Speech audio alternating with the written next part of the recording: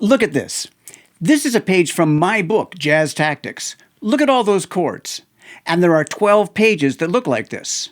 Possibly even worse, if for no other reason than the font size, is page 3 from a Jamie Aebersold volume which is designed for beginning improvisers. Don't these just reinforce the idea that jazz pedagogy is riddled with complication and confusion?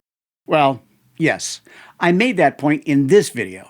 And I said my present and future goal for teaching improvisation on this channel is to try not to overwhelm the viewer with theoretical information. That said, we cannot ignore theory entirely because the goal is to be musically literate, both orally and intellectually. As an improviser, before you can know what to play, you need to understand what you hear. Jazz theory can help with that, if it's presented in clear and concise terms and in conjunction with the sound.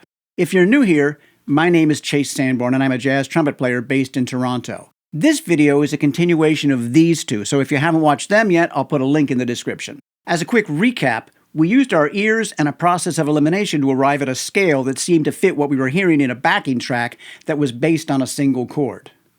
The notes in concert pitch are G, A, B flat, C, D, E, and F. Arranged in that order, that's called a G-Dorian scale. But if we play the same notes starting on F, we hear an F major scale. G-Dorian is a mode of the F major scale because they both contain the same notes. Now we're going to talk about chords and how they're derived from scales. For some people, this will be rudimentary information, but I've found that when I listen to somebody talk about something that I already know, I gain perspective on the subject. So even if you already understand what I'm about to explain, there may be something new in the way I explain it. To begin, in every key, there are 7 modes formed by starting on the 7 notes of the major scale. Each mode produces a different chord. Whoa, wait, stop right there. That's 7 chords, and the title of this video says there are only 3. Is that clickbait? No, and I'll explain. The vast majority of chords that you'll encounter as a jazz improviser can be slotted into one of 3 general categories. I call them the big 3. The categories help you understand the way a chord functions in a chord progression, in the same way that words have a function in a sentence. Imagine, if you will, a language that uses only 3 kinds of words: adjectives, nouns, and definite or indefinite articles. I'm sure you know what adjectives and nouns are. The word the is a definite article, and the word is an indefinite article. I had to look that up.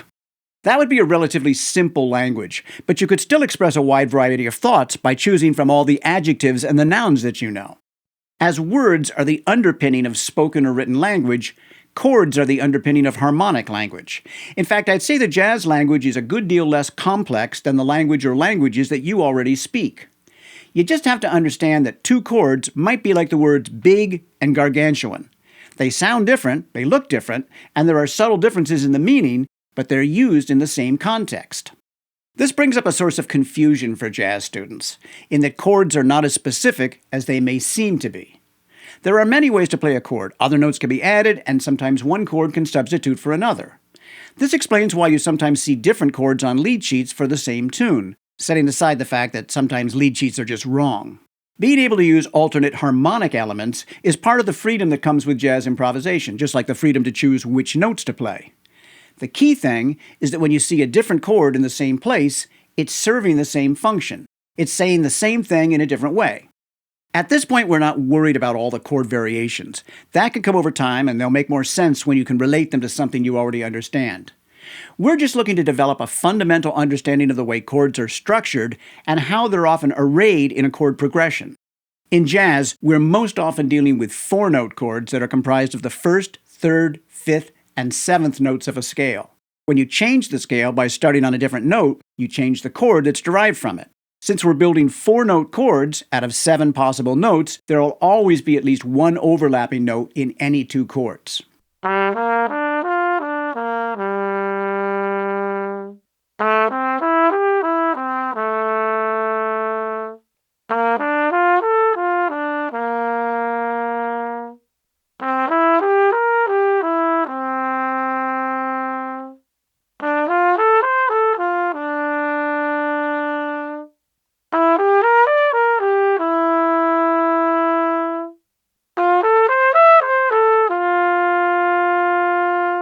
I should note that you're not actually hearing the chords, but the notes of a chord played as an arpeggio, which is also called a broken chord. On one level, a pianist who teaches improvisation on YouTube has an advantage, not only because they can play the chords, but also because they can display the keyboard on screen. Although Amy Nolte had a pretty interesting take on why she doesn't like to do that. As a single-note instrumentalist, my approach or conception of harmony is linear, based more on the progression of the notes in a melodic line than the stacking of notes in a chordal structure. That shapes my approach to improvisation, both as a player and as a teacher. It's easier to learn or grasp harmonic function when you play an instrument on which playing chords is part of the gig, like guitar or piano. But in teaching university, I sometimes found that those students relied on the ability to fall back on chords rather than seeing a melodic idea carried through to completion. I'd like to know what you think about that. If you're a single-note player like I am, do you find it challenging to relate to a pianist who teaches improvisation from the perspective of someone who can play more than one note at a time? Never mind the fact that playing the same thing in 7 octaves is no big deal? Let's talk about that in the comments. Now we'll go back to the 7 chords. One of them is the chord on which the track is based. So I'll play them again, but this time with the track to see if you can tell which one it is, and if so, put that in the comments before I give you the answer.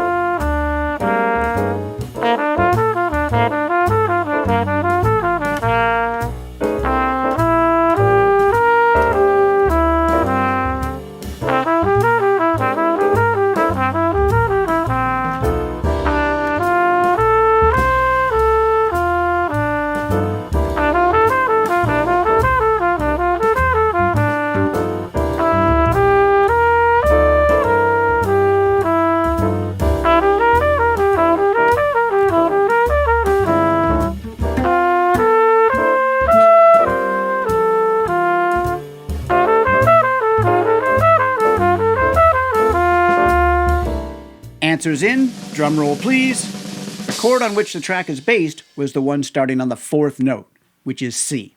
The notes of that chord, the chord tones, are C, E, G, and B flat.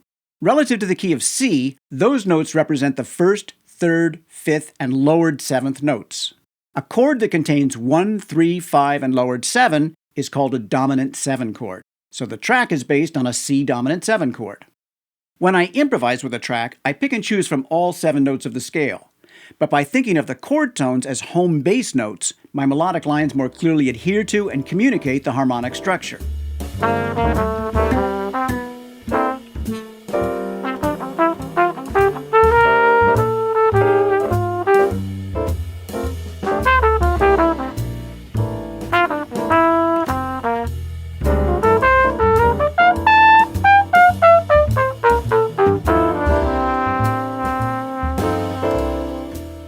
Now here's an aspect of jazz nomenclature that's important to know if somewhat confusing. Any chord that contains the 7th is generically called a 7th chord, as opposed to the 3 notes of a triad. But when we say C7, that refers specifically to the dominant 7 chord. C7 means exactly the same thing as C dominant 7. You can't go wrong by being specific and saying C dominant 7, but most jazz musicians will refer to it as C7. As you may guess, the dominant 7 chord is one of the big 3 chords. So what are the other 2? If you have a guess or you know, put it in the comments. But first, let's talk about the relationship between chords and the scales from which they're derived. The C dominant 7 chord comes from a scale that has a lowered 7th note, just like the chord. A major scale with a lowered 7th note is called mixolydian. As I said in the last video, I mention the Greek modal names reluctantly because they tend to generate confusion, but it's a shorthand way of referring to a scale with specific alterations, in this case, a lowered 7th. The G Dorian scale, which we've already talked about, contains a B flat and an F natural. When compared to a G major scale, those notes represent the lowered 3rd and lowered 7th. The chord that's extracted from that scale has the same alterations, and it's called a minor 7 chord. I'll note that I'm using the terms lowered 3rd and lowered 7th instead of saying flat 3rd and flat 7th. That's to avoid the confusion that may arise when the note in question is a sharp note. For example, if you lower an F sharp, you get F natural, not F flat. Now that may seem obvious, but I know from experience that it's not always. Finally, and most simply, the chord that's derived from a major scale with no alterations is called a major 7 chord. These are the big 3 chords: major 7, minor 7, and dominant 7. Students often mix up which term refers to a scale and which refers to a chord, and also which goes with which. Just remember that the Greek modal names refer to scales from which the chords are derived. Dorian is a scale, minor 7 is a chord. Mixolydian is a scale, dominant 7 is a chord. I think I told you in the last video that the major scale has a modal name too, which is Ionian, but most people just call it a major scale, so that's pretty clear, and it works better for what I'm about to share. To help remember which scale produces which chord, note that each scale and chord start with the letter M or the letter D. The major 7 chord is derived from the major scale. Both start with the letter M. That's logical, and it's easy to remember. For the other two, the D chord is derived from the M scale, and the M chord is derived from the D scale. The dominant 7 chord comes from the Mixolydian scale, D from M. The minor 7 chord comes from the Dorian scale, M from D. Going back to the language analogy, the various categories of words appear in a specific order. Adjectives come before nouns. It's much the same with chords. As you learn more tunes, you'll start to recognize common harmonic patterns. As probably the best example, the big 3 chords are all found in the 2-5-1 chord progression, which makes up the bulk of all the harmony found in the standard jazz repertoire. That's another reason why the big 3 is such a significant concept. We'll talk more about 2-5-1 in future videos, but to give your ears one more thing to chew on, and I think I'm going to patent that phrase, I'll improvise on 2-5-1 in the key of F, which is comprised of G minor 7, followed by C dominant 7, followed by F major 7. As I improvise, I'll use only the 7 notes that I originally sounded out to improvise on all 3 chords. That works because all 3 chords are derived from the same pool of notes. On a basic level, when you see this chord progression, you could just improvise in the key of F. But to bring out the sound of the individual chords, and also to give shape to your melodic lines, you want to be mindful of the shifting chord tones.